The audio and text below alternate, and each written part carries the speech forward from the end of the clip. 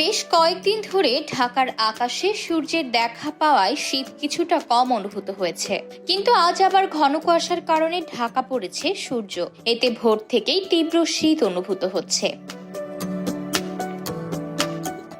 আবহাওয়া অফিস জানিয়েছে, কয়েকদিন বিরতির পর আজ বুধবার থেকে সারা দেশে আবারও জেঁকে বসতে পারে শীত।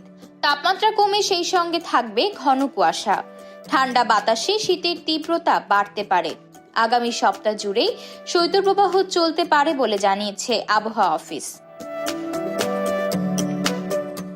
মঙ্গলবার পরবর্তী ৭২ ঘন্টার জন্য দেওয়া আবহাওয়ার এক পূর্বাভাসে বলা হয়েছে, আজ সারা দেশে দিনের তাপমাত্রা ১ থেকে ২ ডিগ্রি সেলসিয়াস কমতে পারে এবং রাতের তাপমাত্রা সামান্য কমতে পারে। এতে বলা হয়, অস্থায়ীভাবে আংশিক মেঘলা আকাশ সহ সারা দেশের আবহাওয়া প্রধানত শুষ্ক থাকতে পারে। মধ্যরাত থেকে সকাল পর্যন্ত সারা দেশে মাঝারি থেকে ঘন কুয়াশা পড়তে পারে। ঘন কুয়াশার কারণে বিমান চলাচল, অভ্যন্তরীণ নদী পরিবহন এবং সড়ক যোগাযোগ সাময়িকভাবে ব্যাহত হতে পারে। আবহাওয়ার সিনপটিক অবস্থায় বলা হয়েছে, উপমহাদেশীয় উচ্চচাপ বলয়ের বর্ধিতাংশ পশ্চিমবঙ্গ ও তৎসংলগ্ন এলাকা পর্যন্ত বিস্তৃত রয়েছে।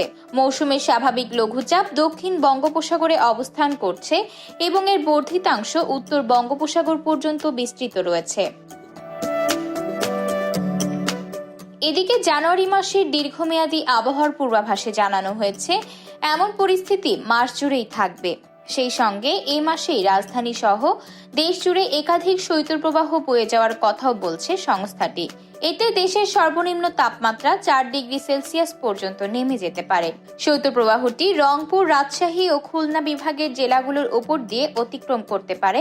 ফলে উত্তরাঞ্চল ছাড়াও যশোর ও চুয়াডাঙ্গা থেকে শুরু করে কুষ্টিয়া পর্যন্ত শীতের দাপট বেশি থাকতে পারে। সেই সঙ্গে সিলেট বিভাগেও শীতের তীব্রতা বেশি থাকতে পারে।